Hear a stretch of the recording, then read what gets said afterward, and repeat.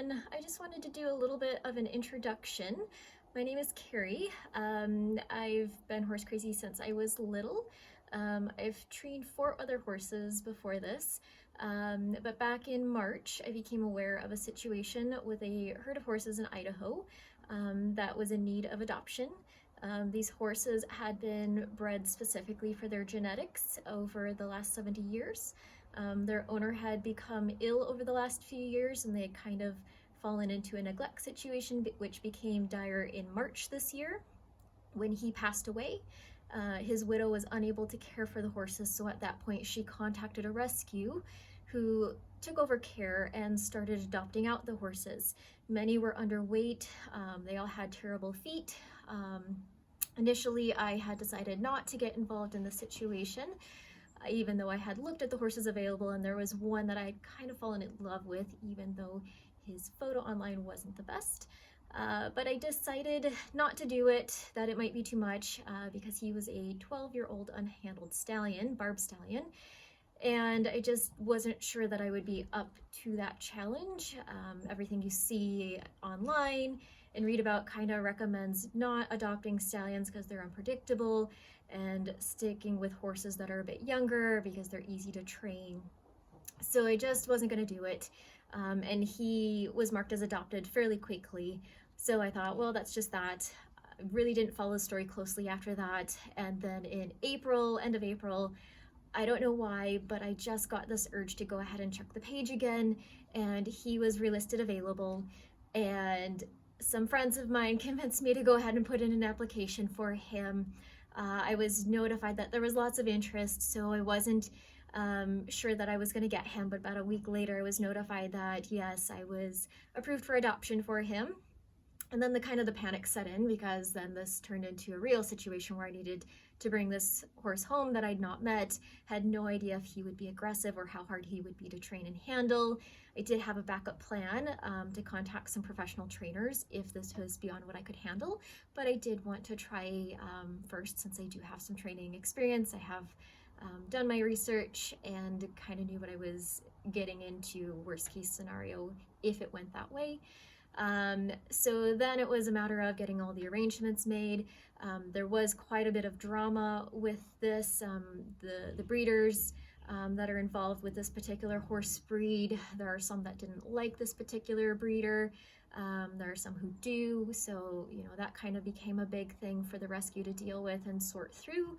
But all in all, everything kind of came together. We had to get his international health certificate in Coggins done, so they had gotten all the horses taken over to the fairgrounds there to do their Coggins and health certificates, which was the first time that these horses had handling, which was not a great experience for them probably, but they all got through it, and everything kind of aligned for me, and one of my friends was able to go with me on this trip, which I was very grateful for.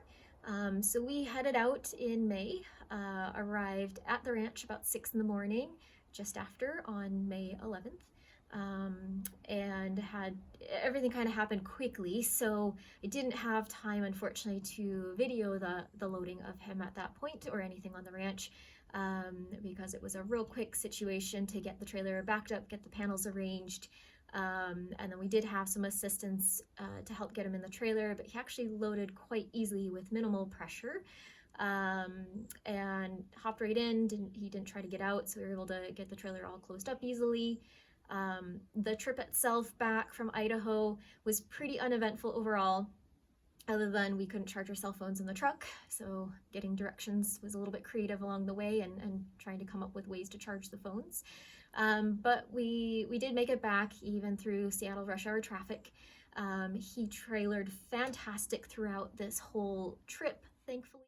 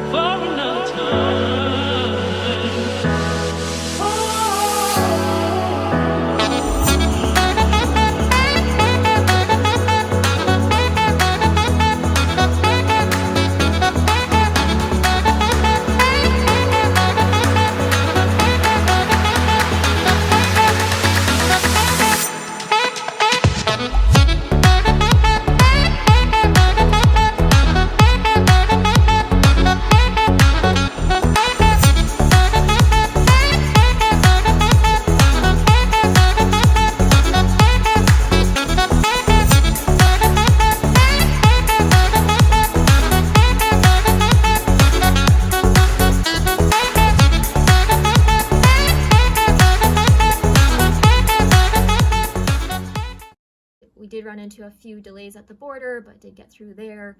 He also then had a ferry ride.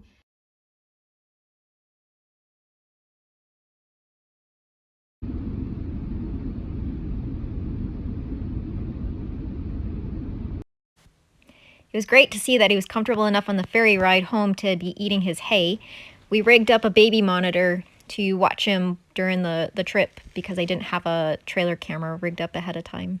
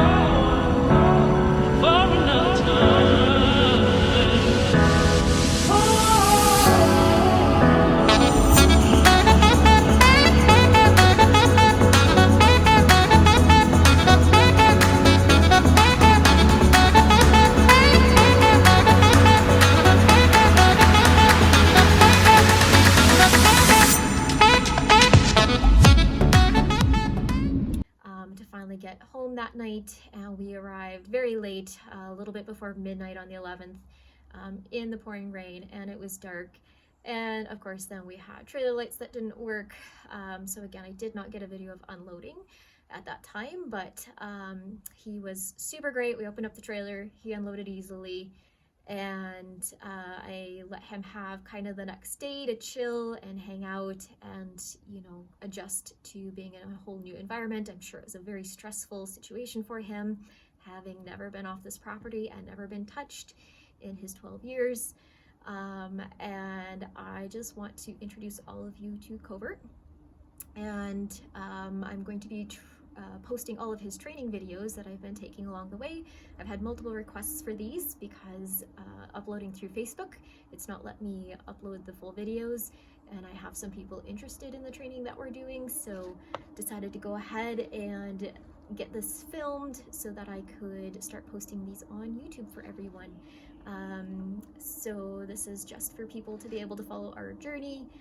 I'm not a professional trainer. I'm not putting any advice out there for people. This is just if you do want to follow along with us and his training, that you're able to do that and watch the full videos and not have problems with Facebook uploads. So I hope you all enjoy it. It's been a great experience with him. He's just been fabulous. So I hope you guys all like what we're doing.